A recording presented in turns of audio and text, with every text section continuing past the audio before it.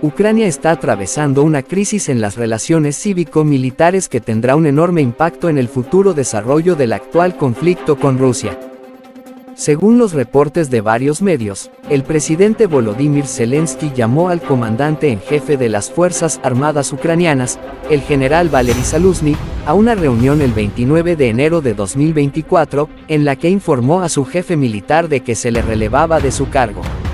Según las versiones aparecidas en los medios de comunicación occidentales, Zaluzhny se negó a dimitir.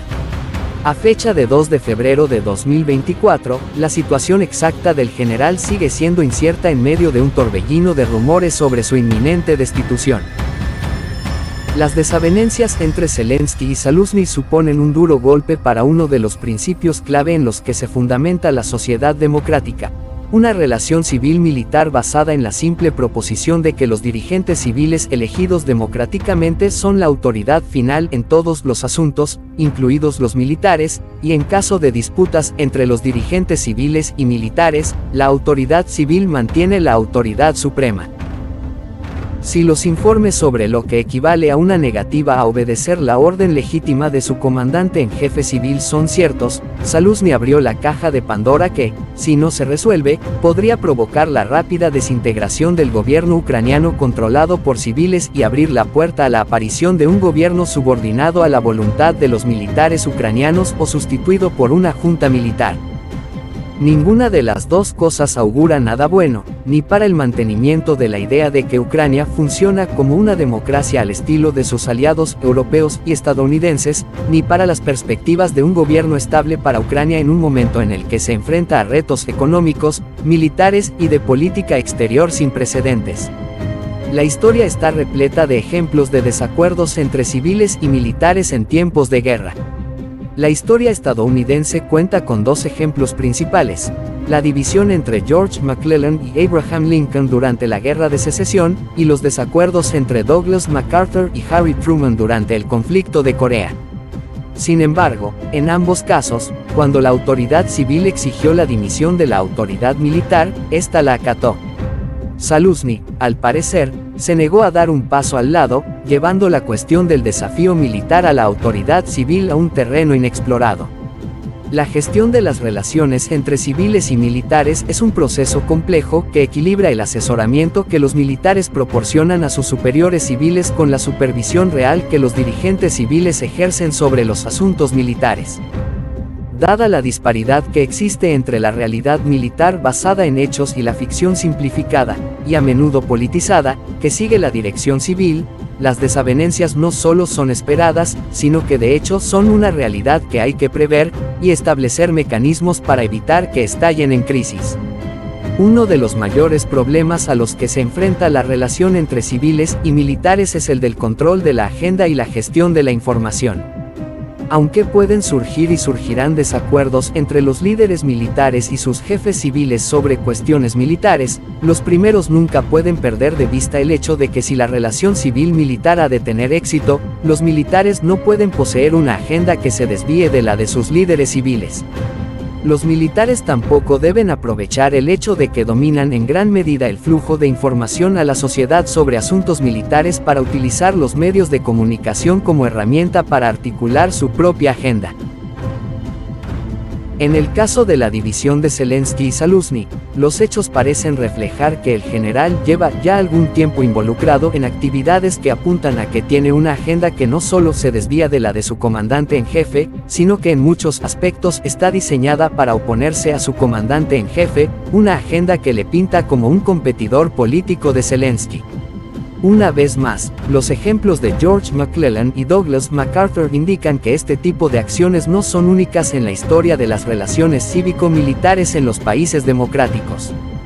Sin embargo, en ambas circunstancias, los mandos militares dimitieron de sus cargos cuando se les ordenó hacerlo, y continuaron su oposición política en el ámbito civil, sin el respaldo activo de un ejército que estaba obligado a permanecer leal a sus dirigentes civiles. Zaluzhny, sin embargo, se negó a hacerse a un lado, llevando sus diferencias con Zelensky a una arena política que, si permanece como comandante militar, se verá corrompida por su presencia. Hubo indicios de que la ruptura de Zelensky y Zaluzhny iba en esta dirección. En noviembre de 2023, Zaluzny concedió una entrevista al periódico británico The Economist, en la que impugnó abiertamente la opinión de Zelensky sobre el estado del conflicto con Rusia, comparándolo con un punto muerto que sugería que la contraofensiva ucraniana de 2023 había fracasado. Zelensky, ansioso por conservar la confianza de sus benefactores estadounidenses y europeos, rechazó la versión de los hechos de Zaluzny, lo que provocó la primera ruptura pública entre ambos y abrió la puerta a especulaciones sobre las ambiciones políticas de Zaluzny. El general continuó esta tendencia de proyectar una ruptura con su presidente, publicando un ensayo en la cadena estadounidense CNN el 1 de febrero de 2024, en el que cuestionó el enfoque de Zelensky hacia la movilización, al tiempo que se presentaba como la única fuente de sabiduría militar cuando se trataba de preparar al ejército ucraniano para la siguiente fase del conflicto con Rusia. Una reciente publicación en las redes sociales de Andriy Stempitsky, miembro fundador de las fuerzas paramilitares neonazis del sector derecho, recientemente convertidas en la 67ª Brigada del Ejército Ucraniano, le muestra con el general Zaluzny una bandera del sector derecho y el retrato de Stepan Bandera expuesto en la pared detrás de ellos. La historia de Zelensky con el sector derecho no es agradable. El jefe del sector derecho, Dmitry Yarosh, calificó en una ocasión a Zelensky de político sin experiencia, que colgaría de algún árbol en Reschatik, la calle principal de Kiev, si traicionara a Ucrania y a las personas que murieron en la revolución de Maidán y en el conflicto en Donbass. El significado del mensaje era claro: si Zelensky seguía adelante con su intento de desalojar a Zaluzny del poder, entonces el general cumpliría la promesa del sector derecho de colgar al presidente como traidor. Esta es la situación actual en una nación que el occidente colectivo describe como una democracia ejemplar. La crisis en las relaciones cívico-militares entre el presidente Zelensky y el general Zaluzny puso de manifiesto la dura realidad de que Ucrania no es y, de hecho, nunca ha sido, una democracia del estilo occidental, sino más bien una nación en la que los débiles líderes elegidos democráticamente operan bajo la sombra proyectada por grupos neonazis que amenazan la propia supervivencia de la presidencia en caso de que gobierne de una manera que se desvíe de sus posiciones ideológicamente basadas. El hecho de que Zaluzny se alineó tan abiertamente con el sector derecho en sus disputas con Zelensky es algo que debería preocupar a todos los interesados en el resultado del conflicto de Rusia y Ucrania y pone de manifiesto la exactitud de la acusación de Moscú de que la última es una nación sometida al yugo de fuerzas, cuya filosofía política se remonta a los tiempos de la Alemania nazi.